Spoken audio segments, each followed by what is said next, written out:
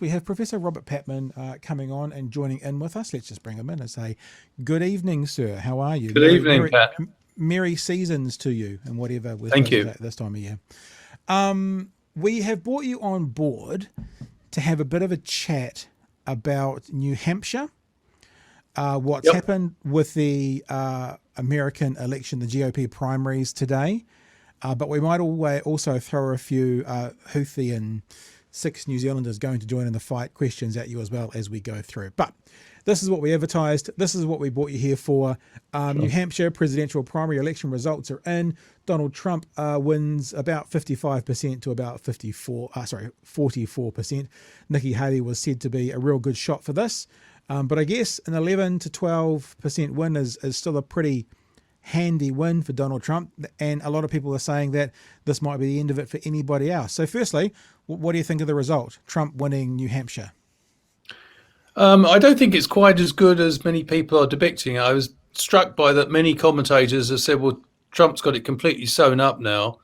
And of course, as you quite rightly point out, Pat, it is quite a handsome victory, and it's his second on the trot. But, our viewers might recall that Joe Biden, when he was the Democratic in contention for the Democratic nomination in 2020, he lost the first 2 primaries. He didn't only get beaten, he got slaughtered. Yeah. He got to the third at South Carolina and won it, thanks to a high turnout from African Americans. And that turned his campaign round. Now, the reason I mention this, coming back to the Trump-Haley contest, I think, Nikki Haley didn't do as well as she would have liked, but she put a pretty respectable showing.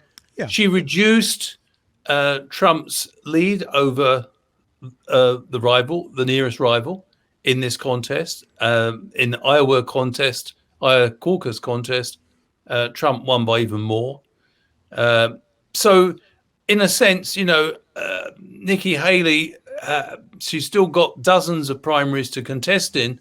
I think many political scientists and commentators would argue if she couldn't win New Hampshire, it's going to be increasingly difficult going forward. But against that, she's getting increasing recognition. She's got powerful financial support from the Koch brothers. They can sustain her for quite a long time. Yeah. And incidental factors may hurt Trump on the way forward. So I think she's right to say it's not over yet. She's lost, in the 2 contests so far, Trump has won both. He's got to be favourite to get the nomination.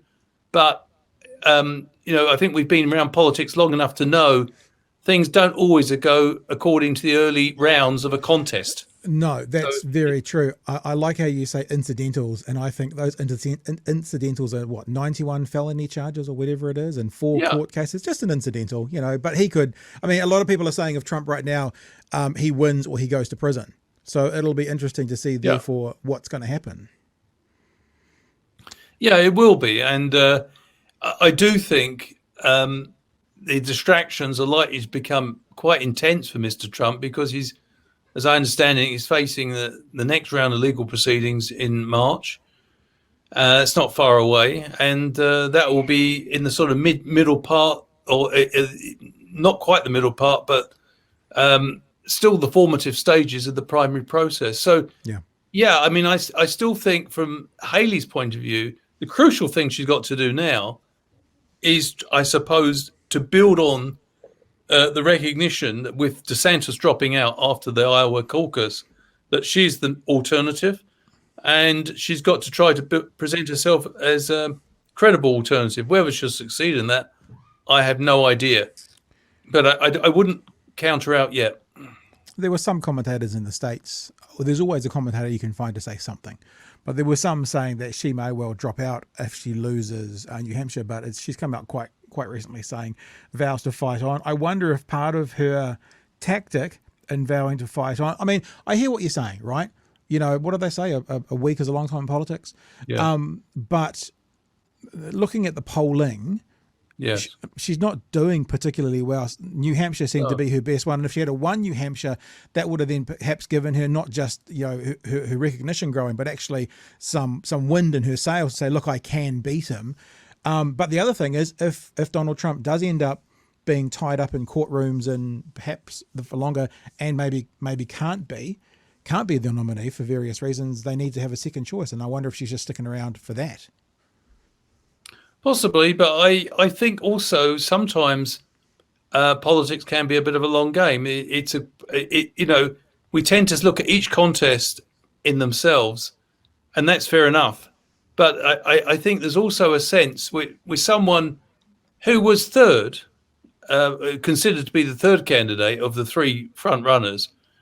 She's quickly established herself as number two, and she's had a respectable showing in New Hampshire, where she had theoretically a good chance of winning.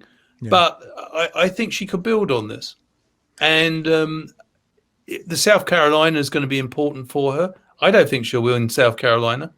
But as I say, I still think Trump has, it's Trump's contest to lose, really. But, the crucial thing, I think, is how many Republicans, moderate Republicans, decide they will invest in Haley and Nikki Haley as the alternative. Yeah, that's a crucial factor. It seems like she did quite well in New Hampshire on that front, but many American commentators are saying she still isn't really connecting with or making inroads into Trump's base. And that will be a difficult task for her. You say she's not really likely to win South Carolina. I guess the obvious question is, when is she going to start to win? Because really it's a two-horse race now, and if she keeps coming second every single time, she still doesn't get there. So she's got to start winning at some stage, and then make that winning so dominant that Trump has no path. I just can't. I mean, I can't see that happening. I can't see that happening. Well, no, you're probably absolutely right, Pat. But what I was struck by was the poll suggested there would be a 22% gap between Trump and Haley coming in second. In fact, she defied the polls. It seems to be an 11 to 12 point gap between Trump. Now, Mr. Trump would love her to give up now. Yeah.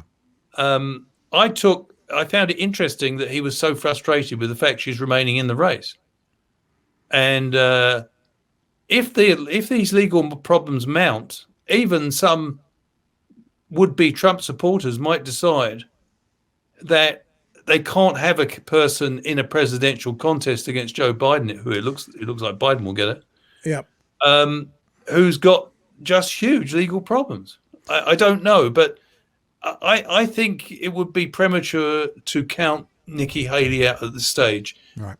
It looks unlikely, but I do think if she continues to make progress, for example, if she gets beaten in South Carolina by 2 or 3%, that will encourage her even more. Yeah, for sure. And she may be clawing her way into this contest with Trump, but she really needs to be able to start connecting not just with moderate Republicans, but also, I think, with what I call slightly skeptical but still convinced Trump supporters. If you see what I mean. People who are committed to Trump, but, I mean, for example, you may have noticed, Pat, in some of his recent rallies, some Trump supporters have actually physically left. Yeah, walked out. Yeah. Like when he was talking about Nikki Haley being responsible for not calling the guards. That was interesting to me. January the 6th. Yeah. That wasn't happening, as far as I know, in 2016. Yeah. Yeah, no, very true. Also, the idea of what could have happened, it's like if the GOP in general, the bigger body and the leadership within there, had the balls, the nous, the courage to actually stand up to Trump when he lost and make it very clear he had lost and hadn't kissed the ring and bowed and genuflected before him, and actually had to come out saying this was fair, he lost, rather than either overtly or covertly amplified his message of this was stolen, he probably wouldn't be the problem to them that he is today. But they didn't, and so on some level the GOP leadership has got themselves into this position by actually not being honest themselves, and so now they're stuck with him. Whether that's a good or bad thing, he's it. Yeah. He is the GOP at the moment. Absolutely. And there's one other factor, Pat, that we should consider going forward.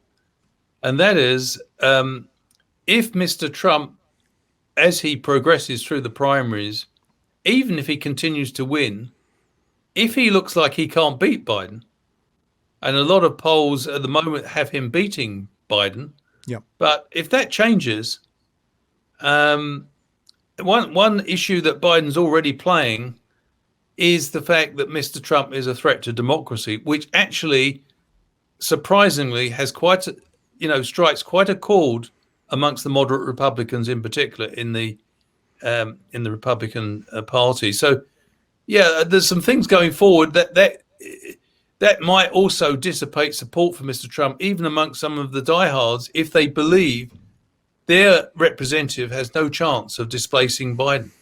I've seen some research talking about if he does get a conviction, if he's found guilty, a bunch of moderates will not vote for him. It doesn't mean they'll switch over and vote for Biden, but it could be an exit of a 1, 2, 3, 5, who knows, percentage of voters that then just couldn't vote for him.